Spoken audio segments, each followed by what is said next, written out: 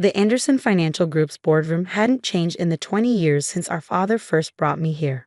The same mahogany table, the same leather chairs, the same oil painting of the Boston Harbor that had washed over 3 generations of our family's leadership.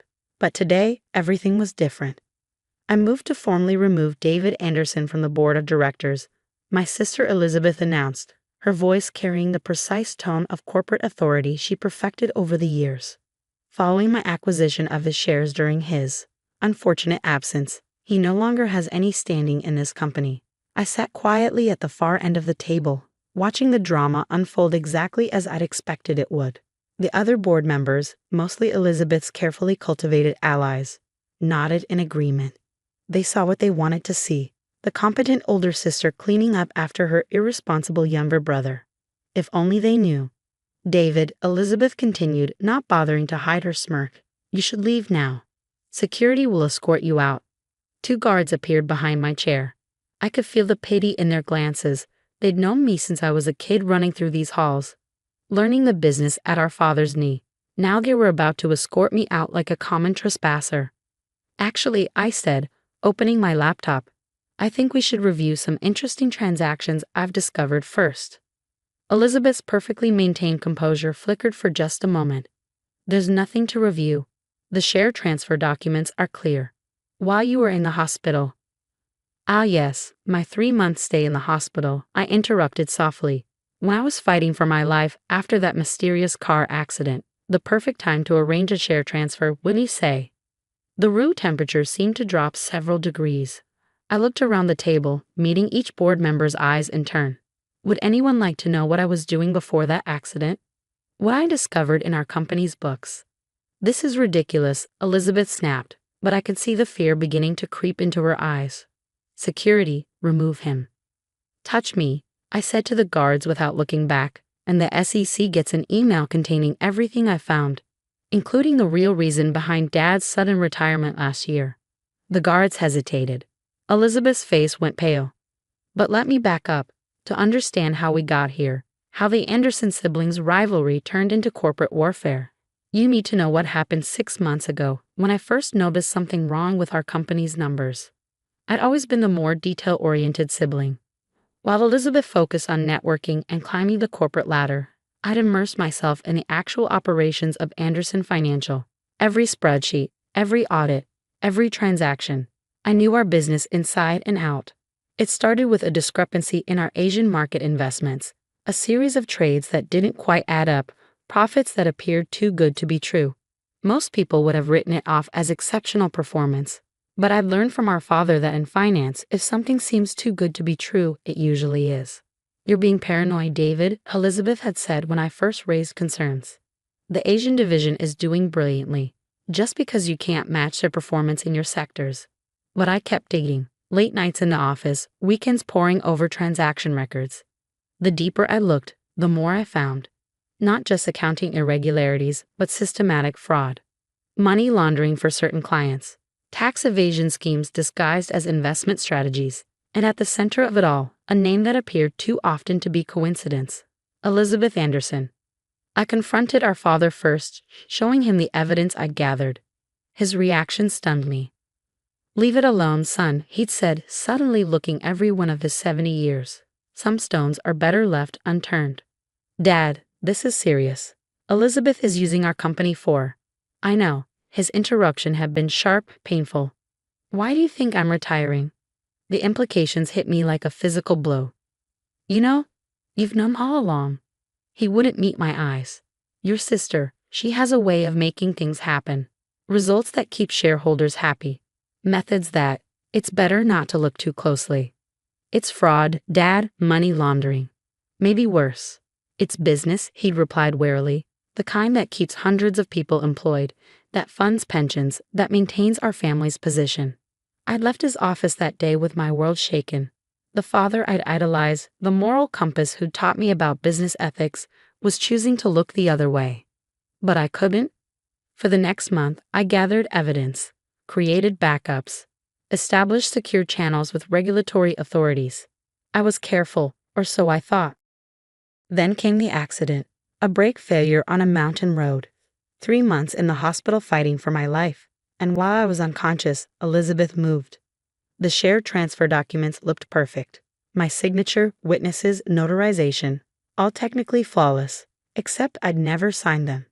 Never agreed to sell my 30% stake in our family's company to my sister for a fraction of its value. By the time I was conscious enough to protest, it was too late. Elizabeth controlled 67% of Anderson Financial. Our father had mysteriously decided to enjoy his retirement in a villa in Spain, conveniently unreachable. The old David Anderson, the trusting younger brother who believed in playing by the rules, died in that hospital room. The man who emerged was different.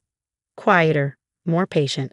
For 2 months after my release, I played the part they expected, the defeated sibling stripped of his birthright, nursing his wounds in exile. I sold my penthouse, moved into a modest apartment, started making noise about exploring other opportunities. Elizabeth relaxed. Her perfect coupe seemed complete. But she'd forgotten something crucial about me. Something our father used to say, David sees the details others miss. And in finance, the devil isn't just in the details, he lives there. While everyone thought I was licking my wounds, I was building my case. Every transaction Elizabeth had ever touched, every client she brought in, every deal that seemed too good to be true. And I found patterns, connections, a web of financial manipulation that went far beyond what I'd initially discovered. The evidence currently stored on my laptop would destroy not just Elizabeth's career, but the careers of half the people in this boardroom. The only question was who would see it first, the board or the federal authorities. Now, sitting at the end of that mahogany table, watching my sister's composure crack, I almost felt sorry for her. Almost. Would anyone like to see what I found? I asked the room quietly, or should we discuss how this plays out? Elizabeth's lawyer started to speak, but she silenced him with a sharp gesture. She knew me well enough to recognize the tone in my voice. The same tone I used when we were kids, and I caught her in a lie. "What do you want?" she asked, her voice barely a whisper. I smiled, thinking of all the nights I'd spent building my case, of the pain during physical therapy, of our father's betrayal. Want? Dear sister, I don't want anything. I opened my laptop screen. I just think it's time for the truth to come out. All of it. And then I began to show them exactly what I'd discovered. The boardroom's tension could have been cut with a knife as I connected my laptop to the presentation screen. Elizabeth remained frozen in her chair, her usual confidence replaced by barely concealed panic. Let's start with the Preston Holdings acquisition. I began, pulling up a series of transaction records. On paper, it looked like a masterful deal. Elizabeth acquired a $500 million company for just $300 million. The board celebrated her negotiating skills. I clicked to the next slide. But here's what really happened. Preston Holdings was never worth $500 million. The valuation was artificially inflated through a series of fake contracts and phantom clients, all created by shell companies that coincidentally traced back to a certain law firm in the Cayman Islands. This is nonsense, Elizabeth interrupted, but her voice lacked conviction. Is it? I pulled up another document. This is the registration paperwork for Ocean Vista Limited, the main shell company. Notice the founding partner's signature. Look familiar, Elizabeth? She went pale. It was her signature, carefully disguised but unmistakable to anyone who knew what to look for. Preston Holdings was worth barely $100 million, I continued. But Elizabeth arranged for Anderson Financial to pay $300 million, with the excess $200 million flowing through those shell companies and back to.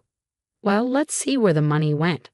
The next series of slides showed a complex web of international transfers, each carefully structured to avoid detection. By the time I finished tracing the money flow, several board members looked physically ill. "My God," whispered Henry Blackwood, our oldest board member. "How long has this been going on?" 5 years, I replied, since Elizabeth became CEO. But it gets better. Should we talk about the Asian market miracle next? Or perhaps the real reason behind Dad's sudden retirement? Stop. Elizabeth's voice was barely audible. Please. I looked at my sister, really looked at her. The perfectly tailored suit, the expensive jewelry, the careful makeup. All part of the image she crafted of the brilliant CEO, the financial wizard who could do no wrong. Why? I asked simply. Why wasn't legitimate success enough? You don't understand, she hissed. The pressure, the expectations. Do you know what it's like being a woman in this industry? Having to be twice as good, twice as successful. So you decided to cheat, to steal, to try to kill me when I got too close to the truth. The boardroom erupted in gasps. Elizabeth's face went from pale to ashen. That's right, I continued, my voice hardening. The brake lines in my car didn't just fail spontaneously. I have the mechanic's testimony and the security footage showing who visited the parking garage the night before my accident. You can't prove that, Elizabeth whispered, but we both knew I could. I turned to address the board directly. While I was in the hospital, fighting for my life, my dear sister arranged to have my shares transferred to her control. The signatures are forgeries, the witnesses were bribed, and I have proof of all of it. What do you want? Henry Blackwood asked, his voice heavy with the weight of betrayal. The authorities should be here any minute, I finished for him. I contacted the SEC and FBI last week. They've been building their case independently, verifying everything I discovered. As if on cue, the boardroom doors opened. Federal agents streamed in, led by a stern-faced woman in a dark suit. Elizabeth Anderson, she announced. I'm Special Agent Sarah Martinez. We have some questions about your financial dealings. What followed was a blur of activity. Elizabeth was led away in handcuffs, her lawyer frantically making calls. Board members were served with subpoenas. The company's servers were seized. But before Elizabeth reached the door, she turned back to me. You've destroyed everything, she said bitterly. The company, the family name. No, I corrected her quietly. You did that. I'm just bringing back the truth. Hours later, after the agents had finished their initial sweep, I sat alone in my father's old office. The sun was setting over Boston Harbor, casting long shadows across the space where I'd spent so much of my childhood. My phone buzzed. A message from Dad in Spain. Is it done? Yes, I replied. Elizabeth's been arrested. The truth is out. His response came quickly. I should have listened to you sooner. I'm sorry. I stared at those words for a long time, thinking about family, loyalty, and the true meaning of legacy. Then I began typing. Come home, Dad. We have a company to rebuild. The next few months were a whirlwind of change. Elizabeth pleaded guilty to multiple federal charges, accepting a 15-year sentence rather than face a public trial. Several board members resigned in disgrace. The company's stock took a heavy hit when the news broke. But something unexpected happened too. As we cleaned house and implemented new transparency measures, clients began returning. Many had suspected something wasn't quite right under Elizabeth's leadership, but hadn't known where to turn. I was named interim CEO, though I insisted on an independent board majority and external oversight. The lessons of power concentration were not lost on me. 1 year later, I sat in that same boardroom where the confrontation had taken place. The mahogany table still gleamed, the harbor painting still washed over us. But everything else had changed. Our father had returned from Spain, not as an executive but as an advisor, helping us rebuild trust with long-term clients. He was different now. Humbler, more willing to acknowledge past mistakes. You've done something remarkable, he told me after a particularly successful quarter. You've brought honor back to the Anderson name. Not just me, I replied. Everyone who chose truth over convenience, ethics over easy profits. The company's new slogan, displayed prominently in our lobby, read, Success through integrity. It wasn't just words. We'd implemented stringent oversight measures, established anonymous reporting channels, and created an independent ethics committee. Elizabeth's story became a cautionary tale in business schools, a case study in how the pressure to succeed at any cost can corrupt even the most promising executives. As for me, I kept the modest apartment, drove a reasonable car, and focused on rebuilding not just our company's wealth, but its soul. Late one evening, as I was preparing to leave the office, I received an unexpected letter. It was from Elizabeth, written from federal prison. Dear David, I've had a lot of time to think about what I did, to the company, to our family, to you. The hardest part isn't the prison sentence or the public disgrace. It's knowing that I became everything our parents once taught us to fight against. You were right. Legitimate success would have been enough. I just couldn't see it through my own ambition. I don't expect forgiveness, but I want you to know you did the right thing. Elizabeth. I placed the letter in my desk drawer, next to the photo of our family from happier times. Then I turned back to my work, reviewing audit reports, checking compliance measures, ensuring that what happened under Elizabeth's leadership could never happen again. Because in the end, true success isn't measured in profit margins or stock prices. It's measured in the strength of our principles, in our willingness to stand for what's right, even when it costs us everything we thought we wanted. And sometimes the greatest victory isn't in destroying our enemies, but in rebuilding what they tried to corrupt. The Anderson Financial Group survived its darkest chapter, emerging stronger, more transparent, and more committed to its ethical foundations than ever before. Not because of complex financial strategies or aggressive acquisitions, but because one person refused to look the other way when confronted with wrongdoing. As I finally headed home that evening, I paused in the lobby to read the company's mission statement, newly etched in glass. In finance, numbers tell stories, but character reveals truth. Some stories, I've learned, are worth more than all the fraudulent profits in the world. And some truths, once revealed, can set entire families free.